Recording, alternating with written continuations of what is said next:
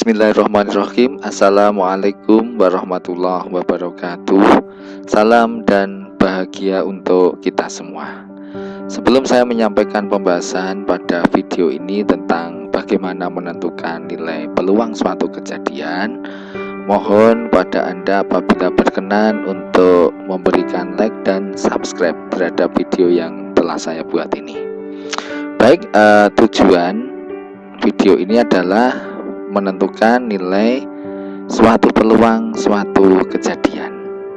Nah, peluang dapat diartikan sebagai sebuah cara yang dilakukan untuk mengetahui kemungkinan terjadinya suatu kejadian atau percobaan. Nilai peluang saya simpulkan dengan PX atau probabilitas kejadian X. Nah, nilai peluang itu berkisar antara 0 sampai 1. Jika X adalah kejadian yang mustahil, maka nilai peluang kejadian X itu 0. Sedangkan jika X adalah suatu kepastian, kejadian yang pasti terjadi, maka nilai peluangnya adalah 1. Sebagai contoh, peluang matahari terbit dari arah timur. Karena ini suatu kepastian, maka peluang matahari terbit dari arah timur adalah 1. Contoh lagi, peluang ayam beranak adalah 0 karena ayam beranak itu kejadian yang mustahil. Yang benar adalah ayam itu bertelur, sehingga peluang ayam beranak adalah 0. Adapun rumus peluang, jadi PX, peluang kejadian X atau probabilitas kejadian X adalah NX dibagi NS. NX itu adalah banyak cara kejadian X atau banyak cara kejadian yang dimaksud. Sedangkan NS adalah banyak seluruh kemungkinan yang terjadi dari suatu percobaan atau banyak anggota ruang sampel.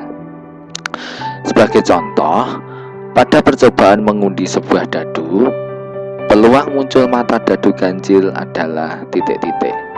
Maka apabila satu dadu ini diundi, maka ruang sampel atau kejadian yang mungkin itu bisa muncul mata dadu 1 seperti yang terlihat pada gambar, atau bisa juga muncul mata dadu 2, bisa mata dadu 3 dan sebagainya sampai mata dadu 6.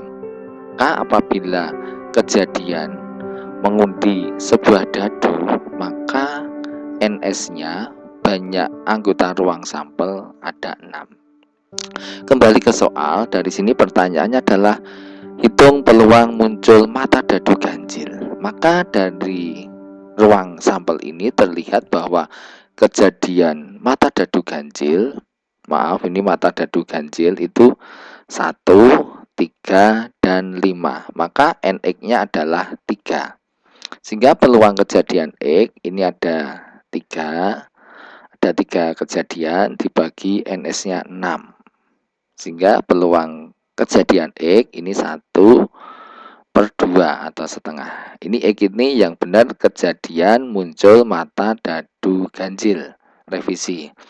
Jadi peluang muncul mata dadu ganjil pada pengundian sebuah dadu adalah 3/6 atau disederhanakan 1/2.